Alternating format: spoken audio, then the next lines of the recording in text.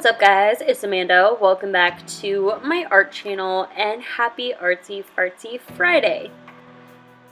Today's video, by the title was a little bit aggressive. I'm sorry. It's not that aggressive, but I am going to be practicing things that I am not particularly good at in today's video. And the reason that I'm doing this is because the only way to get better at things that I suck at is to actually practice them. Yeah, so that is what I'm going to be doing in today's video. And one of the things that I've really felt like is holding my art back is the ability to work with limited colors in a limited color palette and to make the most out of a limited selection of colors, and to use those colors in ways that I might not naturally think to use them, particularly with backgrounds. So what I did was I hopped on over to good old Pinterest, and in the Pinterest home decor section or interior design section, they often have these little color palette layouts that have like a picture and then 5 or 6 colors that are very prevalent within that picture. And these are meant to be used as like inspiration for your home decor or your aesthetic, but they actually make really useful tools for artists who are looking to practice color schemes and want to kind of use reference. These are really easy. So I found all the images that I will be coloring today on Pinterest, just through various sites. They're from different companies. Some of them correlate to certain paint colors, but it really doesn't matter. I tried to limit myself to about 5 or 6 colors here, and when looking at these images, I would invite you to really analyze the colors and see if those colors are all actually prevalent within the image. One thing I stumbled across while doing this was I found that sometimes the darkest color or the lightest color just wouldn't really be present, and they would pull the 5 most dominant colors, but they wouldn't actually be the 5 most important colors in that piece, if that makes sense. So it's just something to look at to kind of eliminate some of these images and pick out the ones that are actually going to be the best and the most helpful. That is what I did here. You can see I just printed off my image. I cut it out just so that it would be kind of closer to the size I was actually working on. This is a piece of cardstock from Michaels. I believe it's like 4.5 by 6.5 inches, something like that.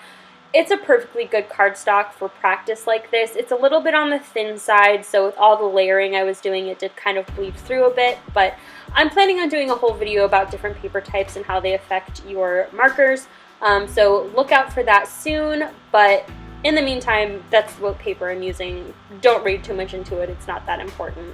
But once I had my image picked out, I then went through and tried to color match the 5 colors on the image to the 5 closest Copic markers that I had. And once I did that, the rest was pretty much straightforward.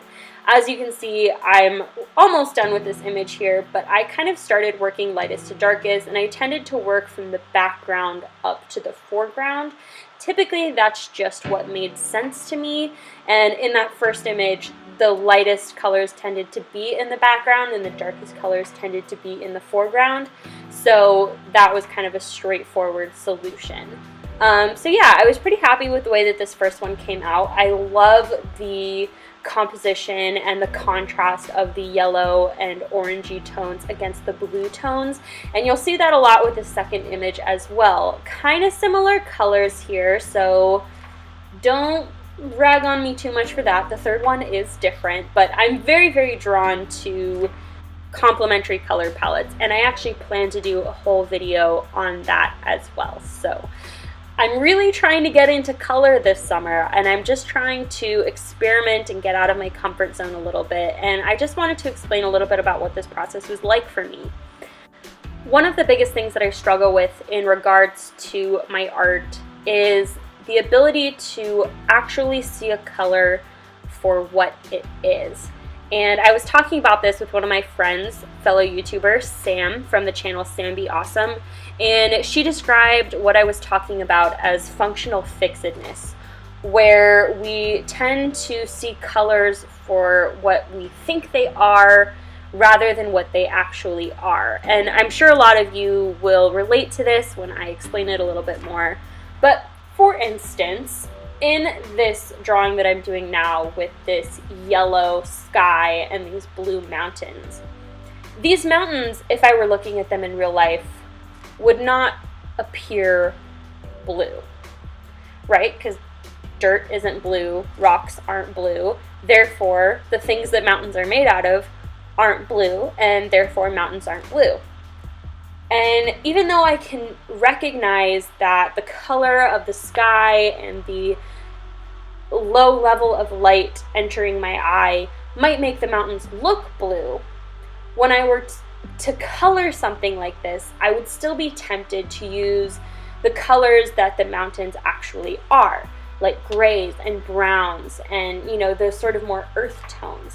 When in reality, if I'm looking at it objectively as a photograph, the mountains are blue, so I should color them blue. And I run into this problem a lot when I'm working with colors and environments that are like a low light setting. So this tends to be more of a problem for me when it comes to desaturated tones. Like if I were to be drawing a grassy plain at sunset, I might think that this green has a little bit of purple in it, right?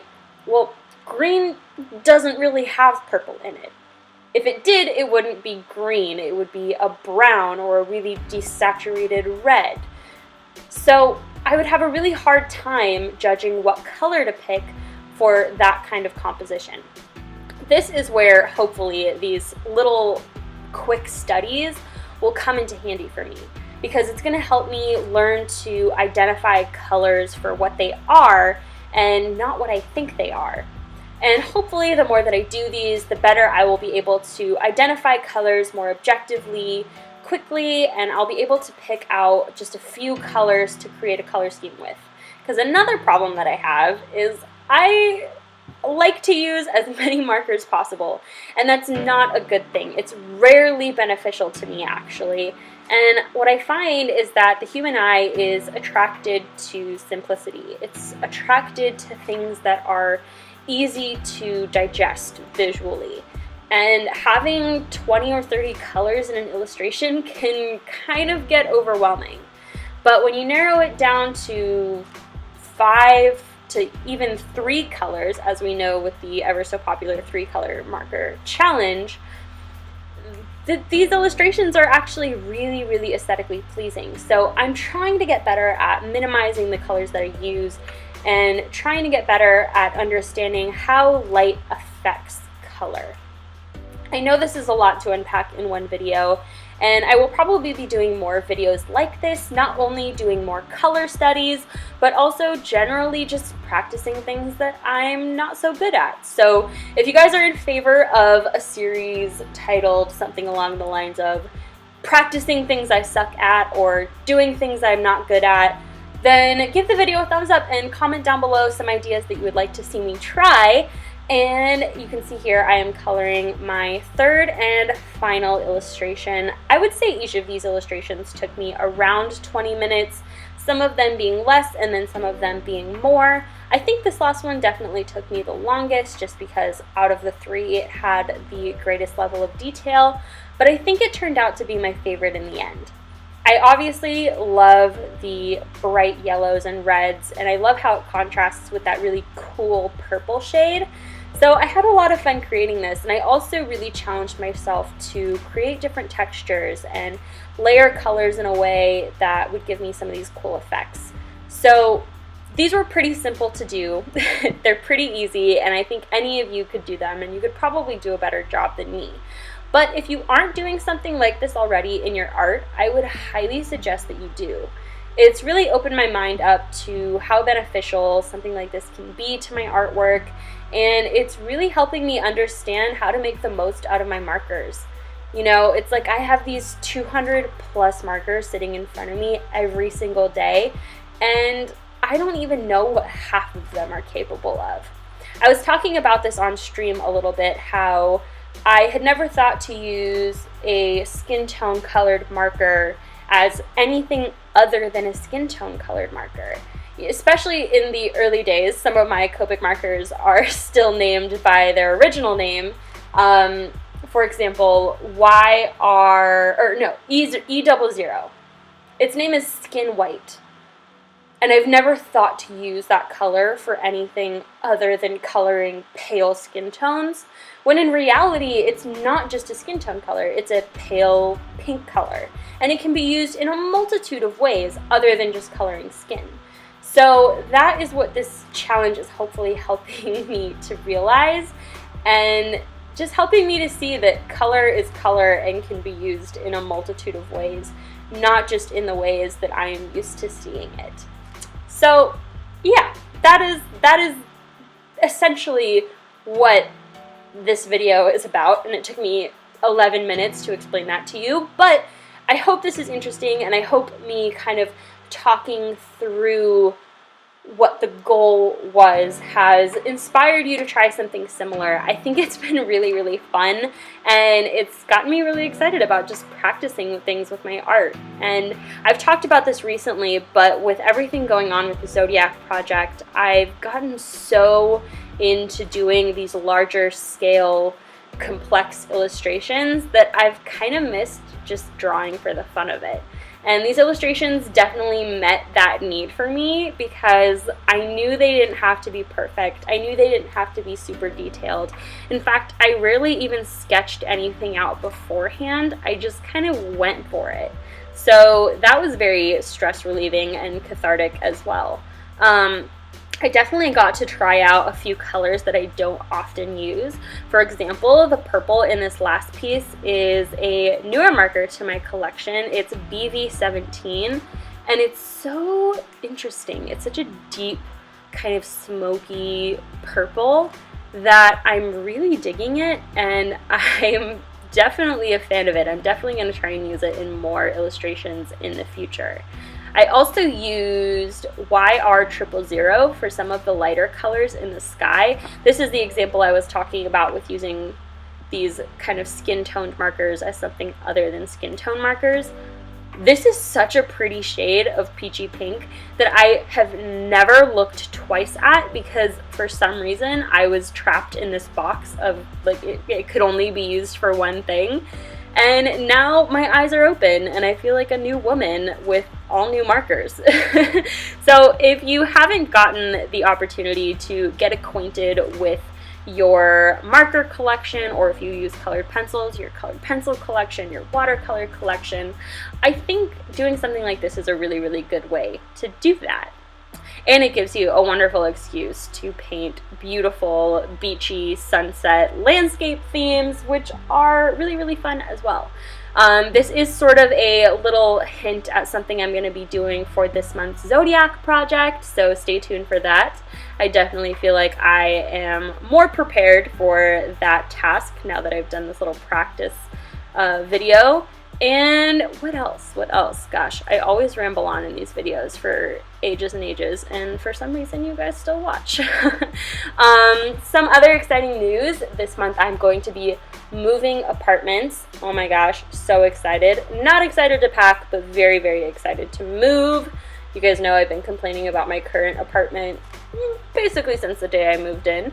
Oh, and then the other exciting thing is that I'm going to be revamping my Patreon, and I'm going to be setting it up where I have more reward tiers in place. For those of you that don't know, my Patreon was previously donation only, but I recently made an announcement announcing a new set of reward tiers that I plan to implement at the end of this month. So that post is public if you kind of want to go read more about it and consider if you would like to pledge to me or not. The rewards will not be launched until the end of this month, but that way you can kind of just be in the know. And for all other announcements, make sure you are following me on Twitter and on Instagram. What are your thoughts on Instagram TV? Are you guys into that? Would you guys like me to maybe start posting short form videos over there? Would you watch them? Do you even know that Instagram has IGTV now? I swear, the internet is such a weird place and it's changing every single day. But that is pretty much it. That's all I have to say for this video. Can you guys like hear how out of breath I am? That's just from talking too much. Oh my gosh. Okay. Anyway, that is it for me today. Thank you guys so much for watching. I hope you enjoyed this. And if you did, be sure to give it a thumbs up and subscribe. I'm making new videos here on YouTube every single Friday. And until next week, guys, see you later. Take care. Have an awesome weekend. Bye.